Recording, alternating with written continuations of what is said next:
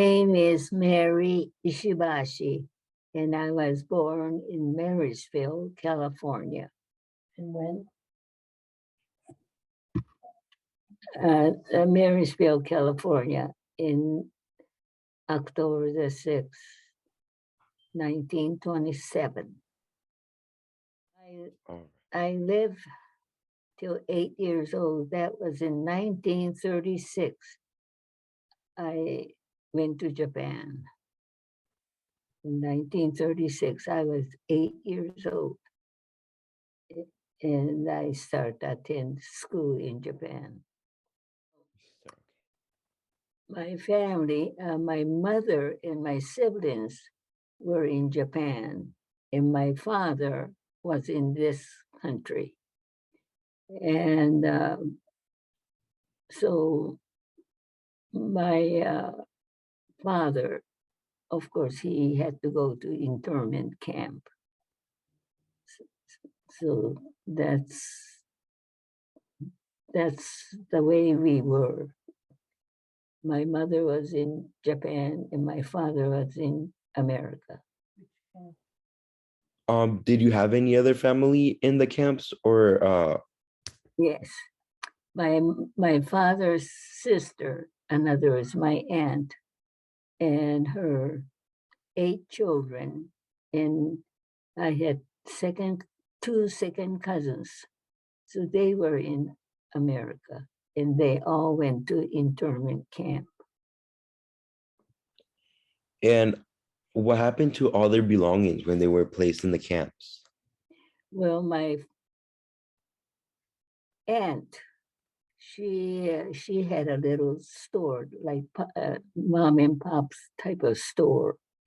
And right next door, she had a pool hall going. There's two pool tables. So during the war, of course, she had to, people had to clean up their place and whatever they can take to the camp. And something that important things they want to keep, they store them into the big warehouse. They got together and rented a war warehouse, or people store their belongings in the Buddha's temple. So my aunt, she stored her two pool tables in this little storage place. And little items like a camera or, those things that they couldn't take to the camp. Yes. Did she get them back? Well, and then, well, what happened to their belongings? Yeah, but did they get, what happened after? And then, but after the war, they went to take their belongings. They went after their belongings. But all the places,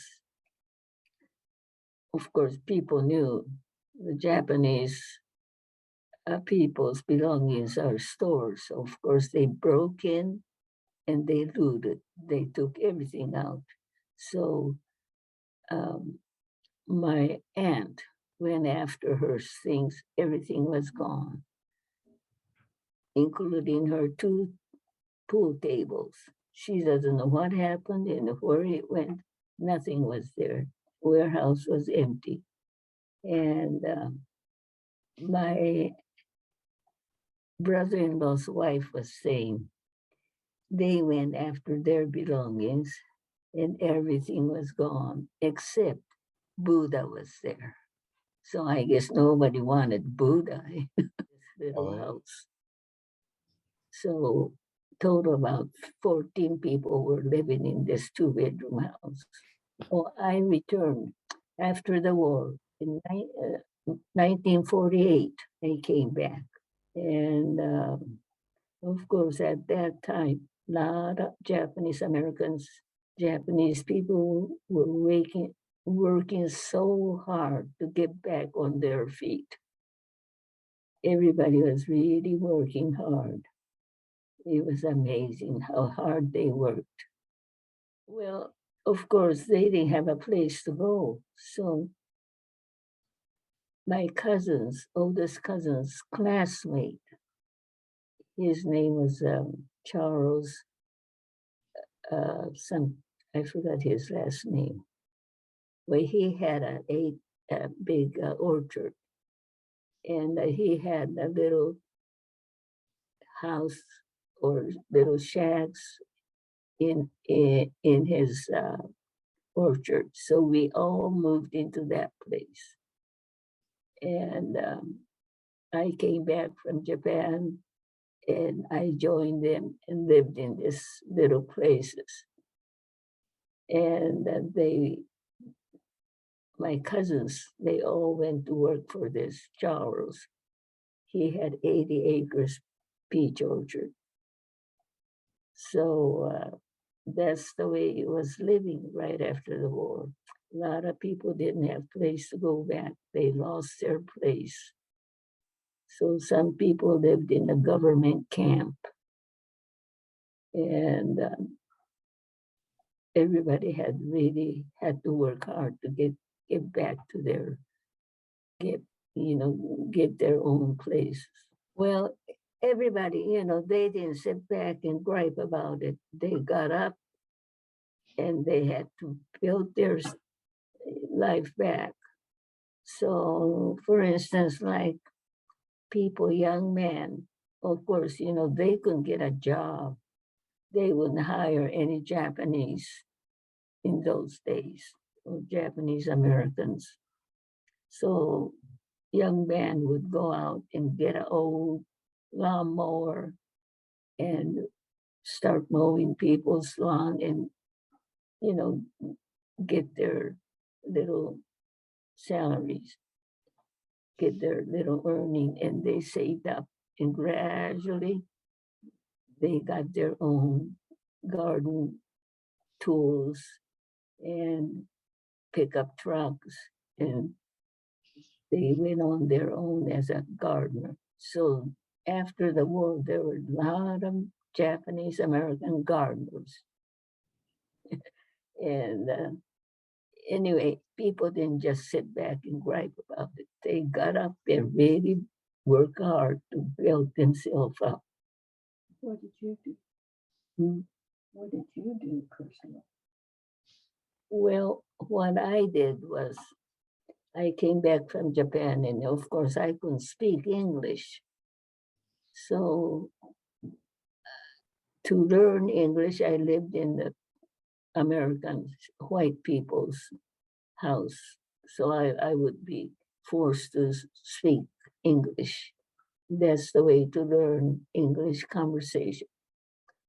And then gradually I started to go to school, high school, and then uh, afterwards I went attended junior college and earned I learned accounting and work in accounting department in some companies. Um, my eight of them all went in their separate ways. And like my father, he never really built himself up. He couldn't. I guess camp life affected him, or I don't know why. He never really, first of all, he was in Japan. He went back to Japan in 1941 and then realized Japanese life wasn't for him. So he came back in 1941 and he reached America in November, and then the December the war started. So he didn't really settle down in America after coming back from Japan and he had to go right into the internment camp. And so when he got out, of course, he had nothing, and somehow he never really got back doing well. But the rest of your family, what did they do? Huh? Like you went to LA, what did everyone else do? And then I came out to LA, and of course, everybody stayed back in Yuba City, Marysville area. And they all did their own way, went out in their own way, and they did all right. I was in LA. So all my cousins, they rebuilt themselves, and they did well, all of them. And of course, my father didn't. War. Yeah, yeah, that's right. Of course, it took